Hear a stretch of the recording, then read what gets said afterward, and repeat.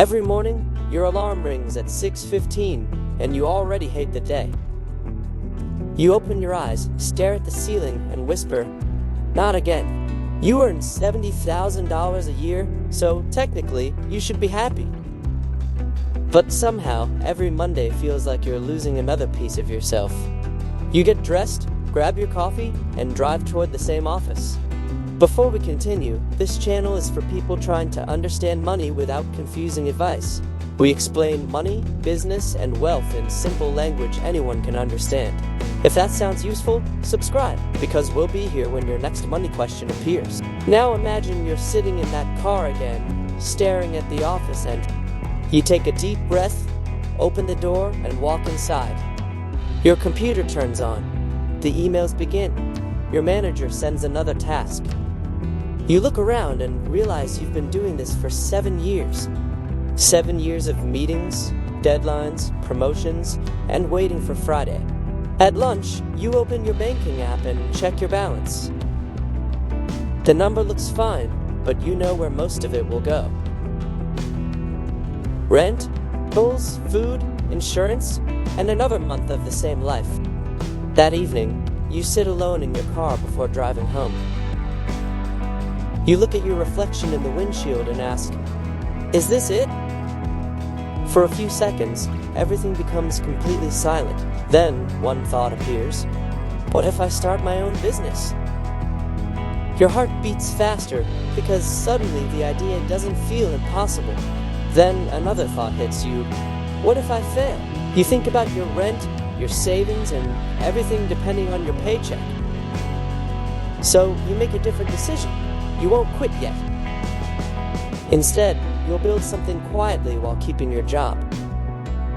That night, you open your laptop and start searching for ideas. You watch videos, read articles, and fill pages with possible businesses.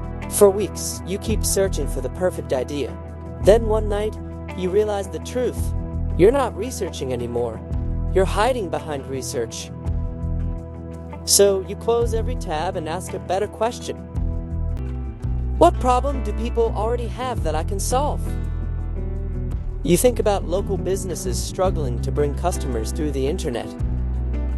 You know how to help them, so you decide to offer your service. You build a simple website after work, sitting at your kitchen table. It's not beautiful, it's not impressive, but it's finally real.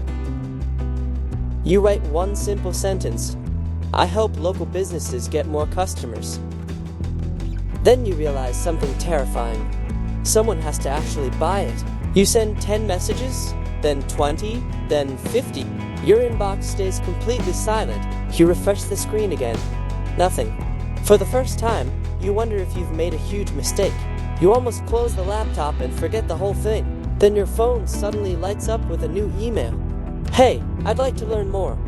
Are you available tomorrow?" You read the message twice because you can't believe someone responded. That night, you prepare for the call, like your life depends on it. The next morning, your hands are shaking before you press the call button. You take one breath and finally press it. 30 minutes later, the conversation ends. Then the customer says, "All right, let's try it." You sit completely still, trying to process what just happened. Your first customer. Your first real business. 2 hours later, your phone shows a payment notification. $500? You stare at the number and smile.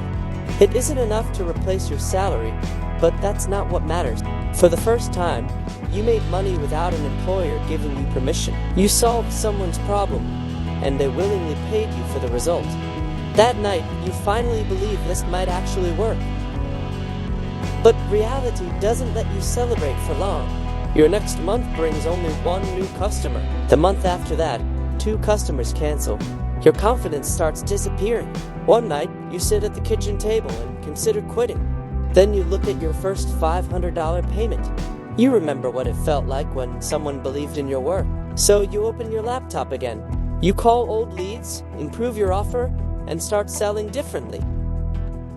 Slowly, the numbers begin moving again. $500 becomes $1,500. Then $1,500 becomes $3,000. Then one month, your business makes $6,200. You look at the number and realize something has changed. You're no longer dreaming about leaving your job. You're preparing to actually leave it. You build savings, reduce expenses, and make sure you have a safety cushion. Then one Monday morning, you walk into your manager's office. Your manager looks up and asks, "What's going on?" You place your resignation letter on the desk. For a moment, nobody says anything. Then your manager asks, "Are you sure about this?"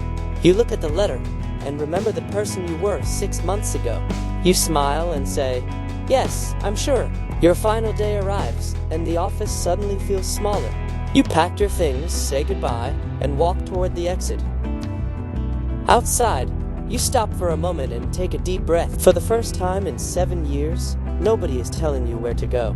The freedom feels incredible and terrifying at the same time. Because now, every dollar your business makes depends on you. The next few months test everything you thought you knew. Some customers leave, some deals fail, some nights feel impossible, but you keep learning, improving, selling, and showing up.